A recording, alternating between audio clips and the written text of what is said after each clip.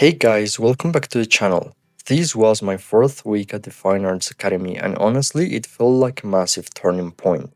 This week was all about perspective, the foundational magic trick that every artist needs to learn. Before this week I knew things got smaller in the distance, but learning the actual mechanics changes everything. Perspective is important because it's the bridge between a flat, two-dimensional piece of paper and a living, breathing, three-dimensional world. Without it, your drawings lack gravity, depth, and realism. It defines how light hits an object, how scale works, and how your viewer experiences your art. It is the literal blueprint of reality. I'm going to show you the absolute fundamentals, cubes in two-point perspective.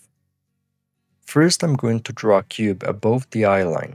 You'll notice how, because it's sitting up high, we're looking up at it. This forces us to see the bottom plane of the cube, making it feel imposing or floating.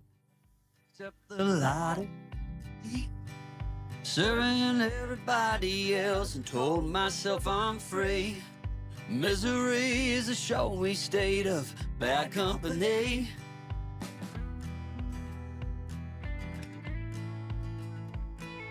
Foolish notions, foolish life, foolish notions. They cut me down to size. Now let's drop down and draw a second cube below the outline. Because it's beneath our sideline, the top plane is revealed. Mastering this concept is crucial because every complex object in the world, from a building to a human hand or food, can be simplified into a box sitting relative to your eyes. You came along and lifted me up.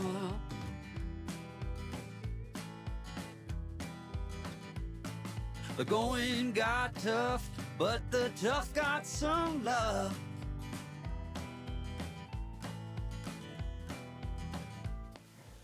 Once you can draw a box in perspective, you can almost draw anything. Next up, you'll see how to construct curved objects like a cylinder. The secret here is that you don't just freehand a cylinder, just start with a cube. By drawing a perfectly proportioned box first, I can use the top and bottom squares as a rigid framework to plot my ellipses. Connect the edges of those curves and boom, you have a perfectly accurate cylinder that obeys the laws of perspective.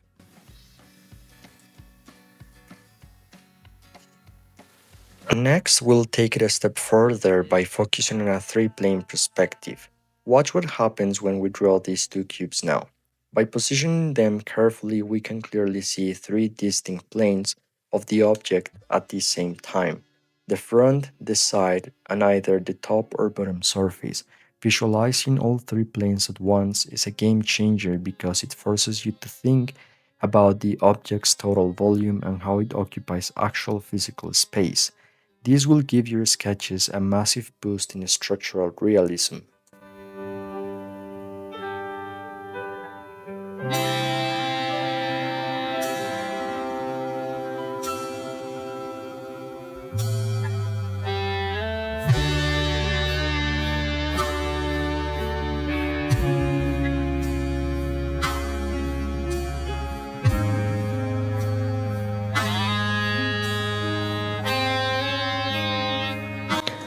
We also have two-point perspective. Unlike one-point perspective where everything recedes to a single center point, two-point perspective uses two separate vanishing points on the horizon line. This means we're looking at the object from an angle corner on, and the lines of this structure split, running toward those two distinct points on the left and the right. It makes your drawing feel way more dynamic.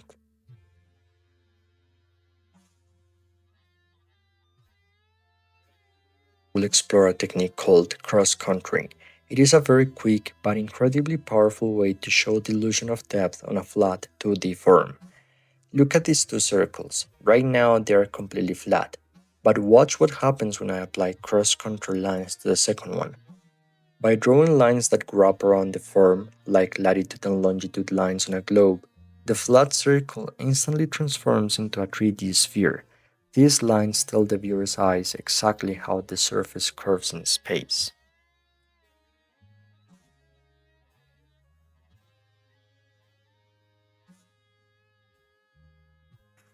The real magic happens when you combine all of these academic exercises and apply them to the real world. Here are some of my drawings from earlier this week: a coffee mug, a hammer, and a tube of paint. Every single one of them began as a basic block or cylinder. Now let me show you how this blueprint works in practice by drawing a stapler and a coffee mug.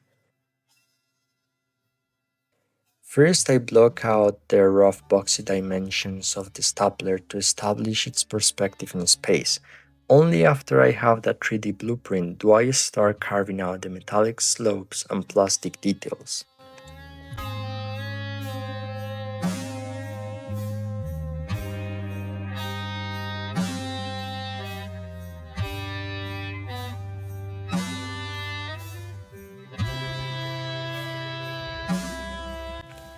For the mug, I construct the outer cylinder first, then use cross-contour lines to give the body its weight, and use my perspective grid to make sure the handle connects naturally.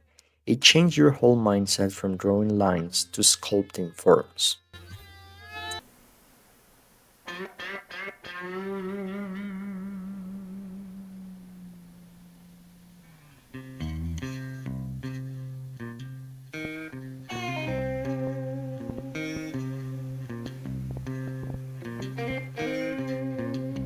Oh, rolling thunder,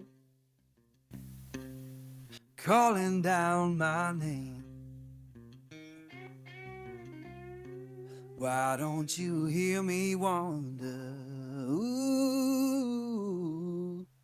My brain definitely hurts a bit by the end of the week, but breaking down the world into these simple structured blueprints feels incredibly empowering. If you're on your own art journey, try drawing 5 objects every day around your room using just basic perspective boxes. Let me know in the comments how it goes. Don't forget to hit the like button and subscribe to follow along my academy process. And I'll see you guys in week 5. Keep practicing and keep drawing.